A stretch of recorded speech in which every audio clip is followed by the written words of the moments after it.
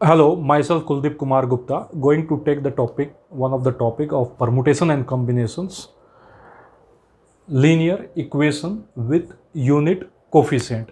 It is written like this: x1 plus x2 plus x3 x4 plus dotted xr is equal to n. And it will be mentioned like this: number of non-negative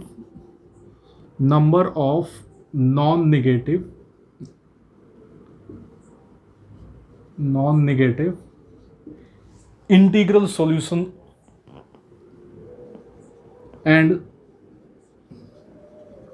second in this formula is number of positive integral solution,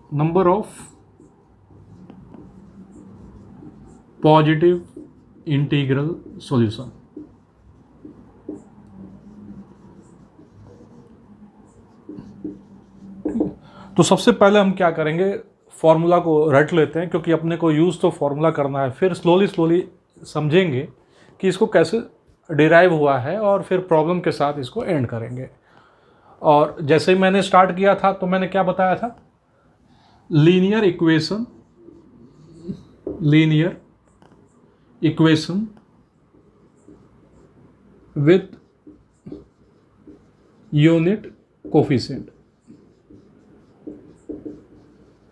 ठीक है, तो formula सबसे पहले जो आता है number of non negative integral solution. आप इसको ऐसे भी बोला जाता है कि जैसे n आइडेंटिकल थिंग्स है उसको r पर्सन में डिस्ट्रीब्यूट किया जा रहा है, और r पर्सन में डिस्ट्रीब्यूट किया जा रहा है तो ये भी कंडीशन रखा जाता है कि जो किसी को आइडेंटिकल थिंग्स मिले तो एटलीस्ट हर एक पर्सन को क्या हो, एक एक चीज़ मिलना ही चाहिए, मिनिमम एक थिंग मिलना चाहिए। या दूसरा केस होता है कि कोई बात नहीं, कुछ भी नहीं मिला तो भी चलता है। तो पहला जो इसका फॉर्मूला आएगा वो आएगा, देखिए ये n है और ये क्या है, r पर्सन है, तो फॉर्मूला जो डिराइव होगा वो होगा n plus r minus one C R minus one base. तो ये जो हो गया नॉन निगेटिव इंटीग्रल सॉल्यूशन के लिए हो गया। लेकिन दूसरा जो हो गया number of positive integral solution की बात करेंगे, उसका जो फॉर्मूला है वो है n minus one C R minus one. अब एक एग्जाम्पल के साथ इस फॉर्मूला को पहले देख लेते हैं कि आंसर सही है, और उसके बाद इस फॉर्मूला को डिराइव करते हैं। तो एक बेसिक एग्जाम्पल लेके चलते हैं कि मैंने कहा दिया कि दो पर्सन हैं और 5 आइडेंटिकल थिंग है। इस 5 आइडेंटिकल थिंग्स को दो पर्सन में डिस्ट्रीब्यूट किया जा रहा है, तो नंबर ऑफ वेज क्या होंगे, कंडीशन अभी भी अप्लाइड हो गया है कि each person should get at least one thing. तो या each person can get 0 things, ऐसे भी कर सकते हैं। तो केसेस क्या होगा, 0 5, यानी x1 को कुछ भी नहीं मिला और x2 को 5 मिल गया। उसी तरह इसमें 1 हो गया, ये क्या हो गया, 4 हो गया, फिर ये 2 हो गया, ये 3 हो गया, ये 3 और ये 2, फिर ये 4 और 1, और यहाँ पे आ गया 5 और 0। तो यहाँ पे थोड़े से समझेंगे कि ये सारे केसेस किस में पहुँच जाएंगे, नॉन निगेटिव इंटीग्रल सॉल्यूशन में। यानी कितने केसेस हो गए, 6 वेज हो गए। अब हम बात करेंगे पॉजिटिव इंटीग्रल सॉल्यूशन में, उस वाले केस में कितने बन जाएंगे, ये 4 केसेस बनेंगे, 1 4, फिर 2 3, 3 2 और 4 1। अब हम थोड़ा फॉर्मूला यूज करने की कोशिश करेंगे कि फॉर्मूला कैसे यूज कर लेंगे। तो पहला फॉर्मूला बोल रहा है जब भी नॉन नेगेटिव इंटीग्रल सॉल्यूशन की बात करें तो फॉर्मूला जो यूज करना चाहिए वो यूज करना चाहिए n plus r minus one C R minus one. यानी n की वैल्यू यहाँ पे 5 है, कितने लोग हैं या कितने नंबर्स, कितने में थिंग्स में डिस्ट्रीब्यूट करना है, 2 लोगों में डिस्ट्रीब्यूट करना है, तो r की वैल्यू 2 बन जाएगी, और फॉर्मूला जो हो जाएगा 5 प्लस 2 माइनस 1 सी 2 माइनस 1, यानी ये क्या बन जाएगा 6c1। तो टोटल वेज कितने हो जाएंगे, 6 वेज हो जाएंगे। तो यहाँ पे वही लिखा है 6 वेज। तो ये हमने फॉर्मूला को यूज कर लिया इस एग्जाम्पल के थ्रू समझा के, और ये केसेस भी दिखा दिए गए। अब हम देख लेते हैं क्या number of positive integral solution का फॉर्मूला क्या है। यही आया था 4 केसेस। जिसको हमने क्या लिखा था, n minus one C R minus one, यानी n की जगह मैंने 5 ले लिया, 5 माइनस वन, और सी आर की जगह क्या ले लिया, 2 माइनस वन, जो कि क्या बन गया 4 C1, और क्या बन गया 4 वेस। ठीक है, तो ये जो फॉर्मूला अपने पास आ गया। अब इसका यूज भी क्वेश्चंस में करेंगे, लेकिन अभी क्या करते हैं, थोड़ा डिराइव करते हैं चीज़ों को और समझते हैं कि ये फॉर्मूला कैसे आया। तो फॉर्मूला के लिए थोड़ा सा डेरिवेशन की तरफ बढ़ते हैं, कैसे आया।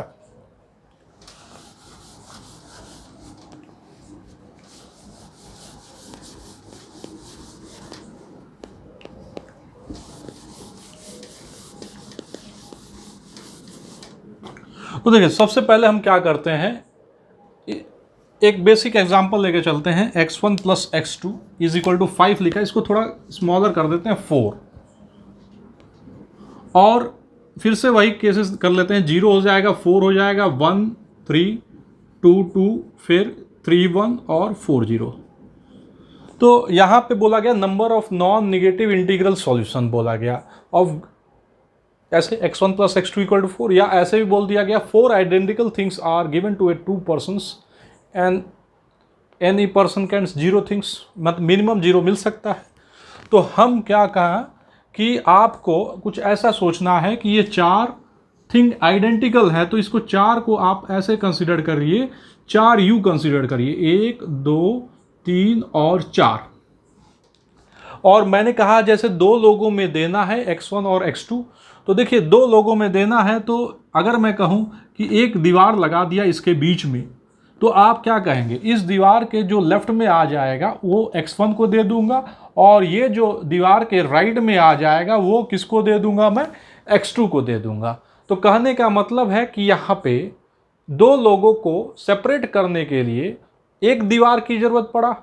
उसी तरह अगर मैं यहाँ पे 3 कर देता, x1 plus x2 plus x3 is equal to 4, और ये 1 u 2 u तीसरा और ये चौथा, तो मुझे इस 4 u को 3 लोगों को देने के लिए मुझे क्या करना पड़ता, 2 दीवार लगाना पड़ता, ताकि इस दीवार की लेफ्ट में, ब्लैक वाले दीवार की लेफ्ट में किसको दे दूंगा, मैं x1 को दे दूंगा, और इस ब्लू और ब्लैक दीवार के बीच में जो भी है वो x2 को दे दूंगा, और इस ब्लू के राइट में किसको दे दूंगा, मैं x3 को दे दूंगा। तो यहां से अपने को एक चीज आई है कि 3 पर्सन को देना है तो 2 सेपरेटर की जरूरत पड़ेगी, और 4 लोगों को देना है तो 3 सेपरेटर की जरूरत पड़ेगी।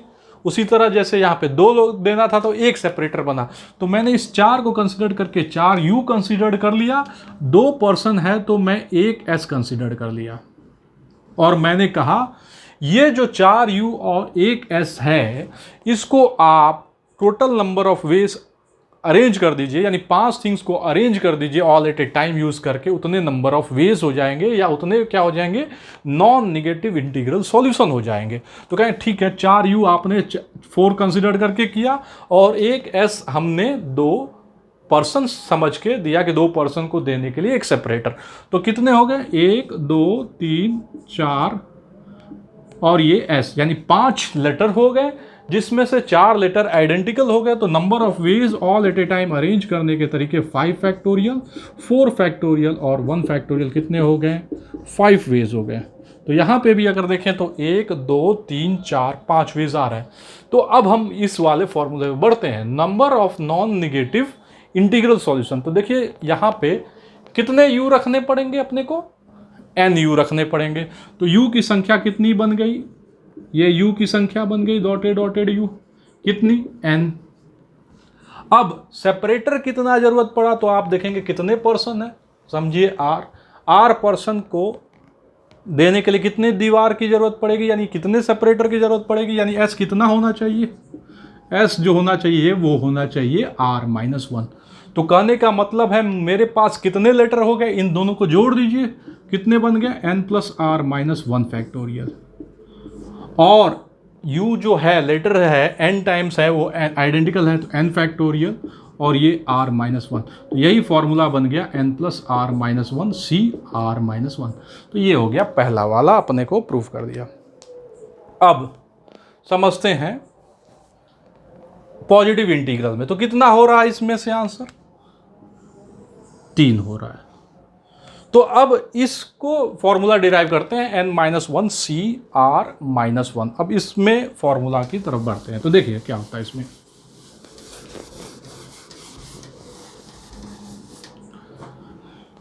अब मैंने कहा ये 4u है, तो मैंने 4u को ऐसे रख दिया, 1 2 3 और 4, और इसी के बीच में s और s लगा दिया, यानी 3s आ गया।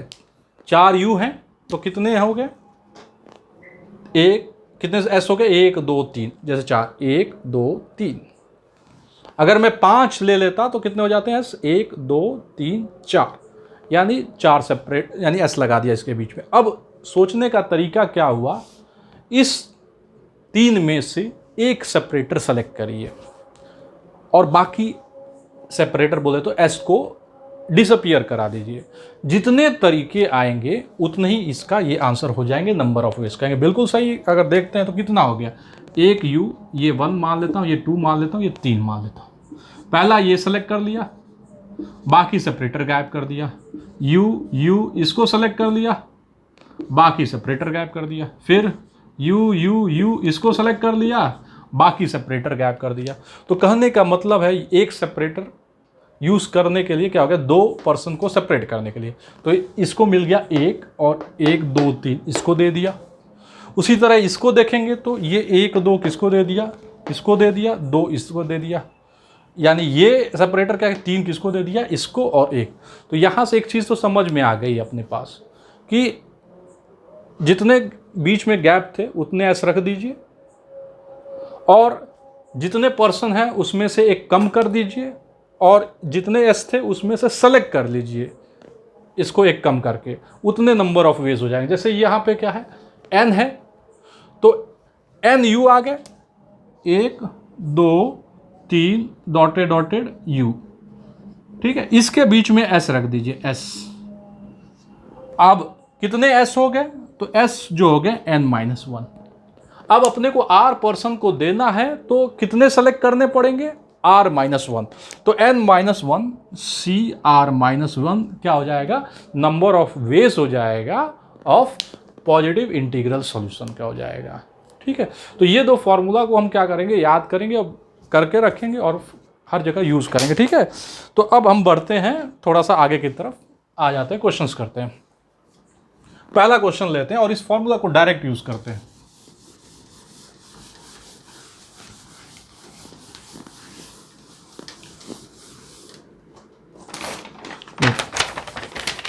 Find the positive number of solution of question number 1, x plus y plus z plus w is equal to 20।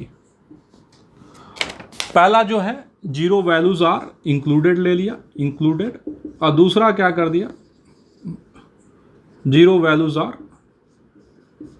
Not included, not included, और x, y, z, w are positive, ठीक है, integral, ठीक है, means greater than equal to 0। तो first case is zeros are included, तो zeros are included means I can use this one formula, n plus r-1 CR-1। so how many n is here, n is 20, r is 4, so the formula goes 20 plus 4 minus 1 c 4 minus 1. This is the case for non-negative integral solution, means this is 24 minus 1 23 c3. And the second case is when the zero values are not included, means we are asking the case for positive integral solution. So positive integral solution means the formula says n-1 CR-1, means this is 20, so 20 minus 1 c, how many, 1 2 3 4, so r is 4, 4 minus 1, that is 19c3. This is the answer for the second one for no positive integral solution. Let's move to the second questions. How many integral solution, दूसरा question देखते हैं।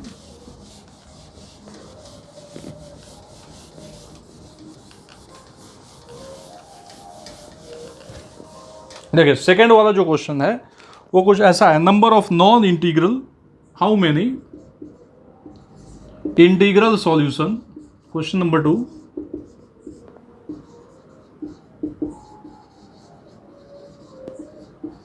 how many integral solution are there? X plus y plus z plus w is equal to 29. X is greater than equal to 1, y is greater than equal to 2, z is greater than equal to 3 and w is greater than equal to 0. देखिए यहाँ पे हम क्या देख रहे हैं, ये अपना इस फॉर्मूला में नहीं बैठ रहा है, क्योंकि यहाँ जो फॉर्मूला बोल रहा है वो बोलता है कि x is greater than equal to 0 या ग्रेटर दैन इक्वल टू 1, मगर y क्या हो गया, ग्रेटर दैन इक्वल टू 2 बन गया। तो अब हम क्या करेंगे, इसको इस फॉर्मूला में लाने के लिए एक नया वेरिएबल जनरेट करेंगे। वो कैसे करेंगे वो देखिए, x माइनस 1 क्या हो गया यहाँ पे, greater than equal to 0, y minus 2 क्या हो गया, greater than equal to 0, z minus 3 क्या हो गया, greater than equal to 0, w क्या हो गया, ग्रेटर दैन इक्वल टू 0। तो हम क्या करेंगे, यहाँ पे x माइनस 1 को एक नया वेरिएबल t1 मान लेंगे।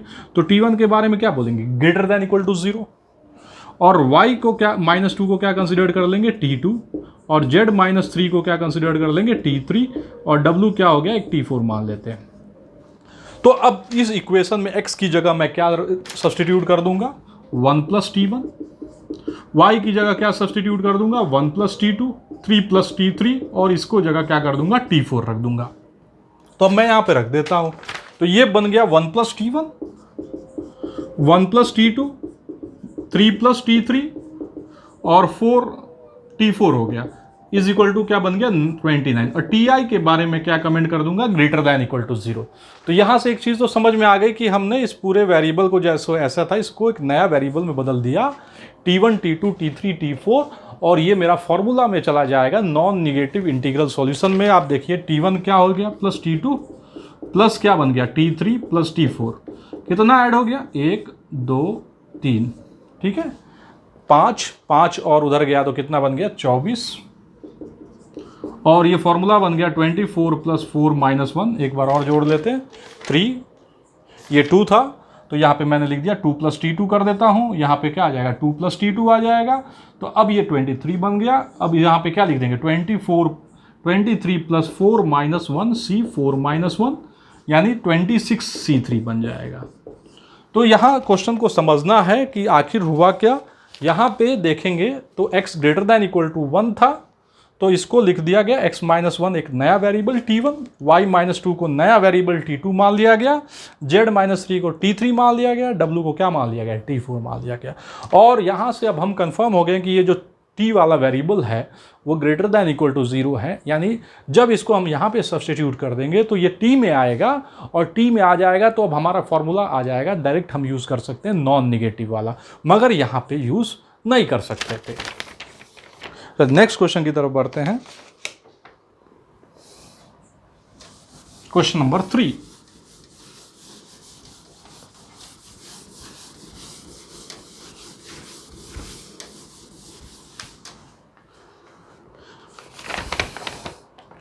number of non-negative integral solution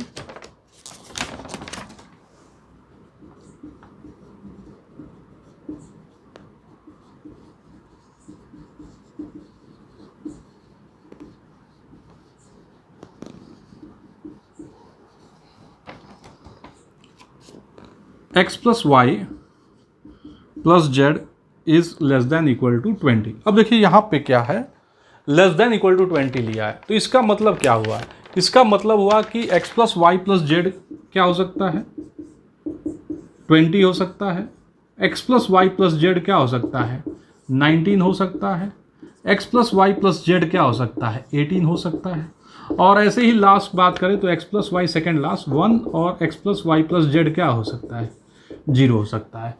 तो ये जो x plus Y plus Z is less than equal to 20 है, वो इन सब सॉल्यूशन का क्या कर दिया जाए, सम कर दिया जाए, यानी सभी का नॉन निगेटिव इंटीग्रल सॉल्यूशन निकाल लिया जाए।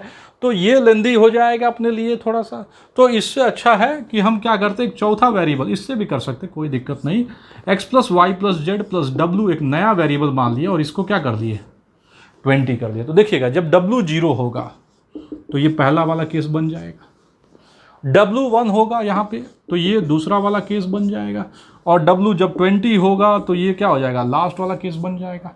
तो कहने का मतलब है एक नया वेरिएबल W ऐड करने से हमारा जो ये सारे केसेस हैं एक केस में आ गया, और फाइनली हम W को भी क्या बोल रहे हैं, ग्रेटर दैन इक्वल टू 0 बोल रहे हैं, और सॉल्यूशन क्या है, नॉन निगेटिव इंटीग्रल सॉल्यूशन है। तो ये वाला फॉर्मूला यूज कर लेंगे अब, n plus R minus one C R minus one, तो यानी n की वैल्यू यहाँ पे 20 हो जाएगा, और ये r कितना हो जाएगा, 4 हो जाएगा, यहाँ पे आ गया 1 2 3 4 हो गया, -1 C4 -1, तो ये आंसर कितना बन गया, 23C3 बन गया। ठीक है, तो ये हो गया ये वाला केस का।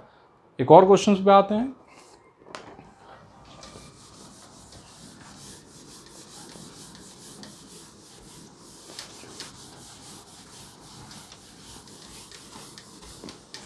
एक क्वेश्चन पूछा हुआ है, total number of JEE mains 2021 in 25 February. तो देखिए total number of solution, total number of solution, total number of positive integral solution हो गया, पॉजिटिव लगा देते हैं, positive integral solution x, y, z such that x, y, z is equal to 24। तो यहां पे समझना है ये वाला इसमें कैसे आएगा। तो देखिए जो x, y, z 24 लिखा हूं, उस 24 को हम ऐसे लिख देते हैं 2 क्यूब इंटू 3 का पावर 1, और कुछ ऐसा समझते हैं कि ये 2 का पावर 3 का मतलब 2 कितनी बार आ रहा है, 3 टाइम्स, और ये 3 का पावर 1 बोले तो कितनी बार आ रहा है, 3 1 टाइम्स। तो हम ऐसे समझते हैं कि x plus Y plus Z पे क्या करना है, इस 3 टाइम को 2 को डिस्ट्रीब्यूट करना है।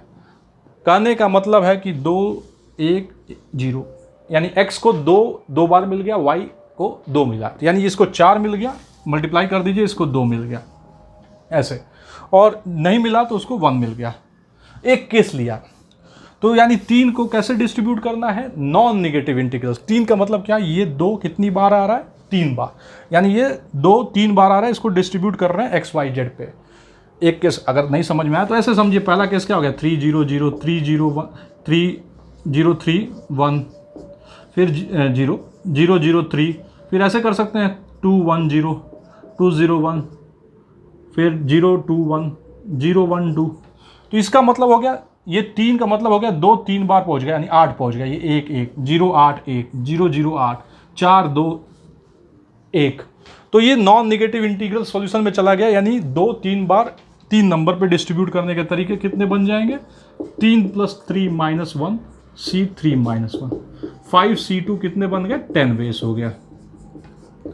अब यहां पे बात करते हैं, 3 भी तो एक बार है, यानी एक x plus Y plus Z is equal to 1। 1 का मतलब क्या हो गया, 3 एक बार है, उसको कैसे दिया जाए, तो ये बन गया 1 + 3 - 1 C3 - 1, यानी 4 और ये कितना हो गया, 3 हो गया, 3 C2, यानी ये हो गया 3 वेज। तो टोटल नंबर ऑफ वेज क्या हो गया, 10 × 3 कितना बन गया, 30 वेज बन गया। तो ये जो है linear equation with unit coefficient के कुछ सेट ऑफ प्रॉब्लम्स, और भी प्रॉब्लम्स हैं, उसको हम सॉल्व करेंगे।